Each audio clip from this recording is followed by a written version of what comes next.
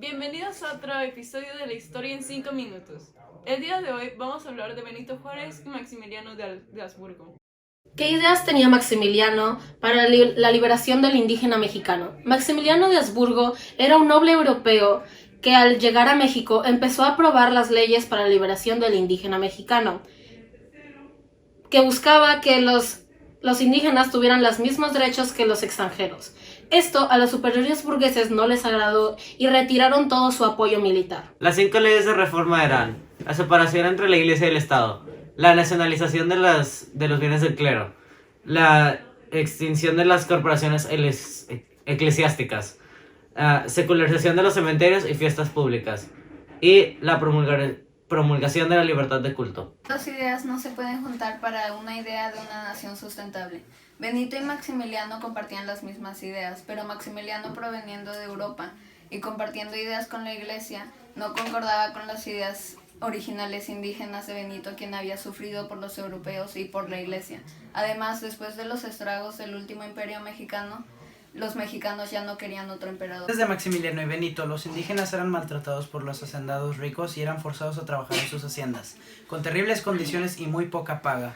No eran esclavizados exactamente, pero sus condiciones recordaban las de unos esclavos africanos en América. Además eran abusados y maltratados por sus culturas y idiomas diferentes. ¿Cómo se manifiesta la esclavitud en el siglo XXI en México? Hoy en día la esclavitud ya no es tan reconocida por la gente como solía serlo antes.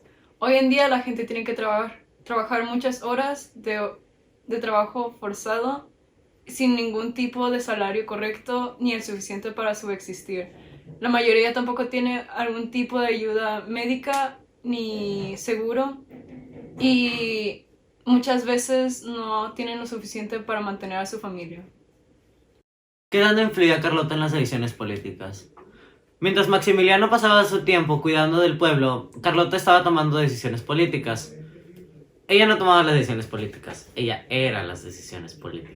Maximiliano de Habsburgo. Apoyo a las leyes de reforma, liberación de los indígenas, fundación de músicos y académicos.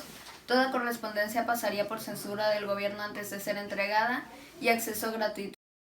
Las de Benito Juárez, las leyes de reforma, la separación de la Iglesia y del gobierno, un país igualitario, el plan de Ayutla y negociaciones entre España e Inglaterra para acabar con las deudas.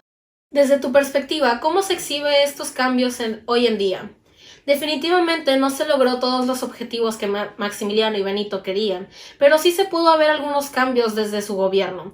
Por ejemplo, hay personas que si no estudiaste bien la historia mexicana, podrían creer que todavía Maximiliano fue un tirano más, cuando esto en realidad no fue así. Él veló por los derechos de los mexicanos y nativos, para que pudiera haber un cambio después de su gobierno.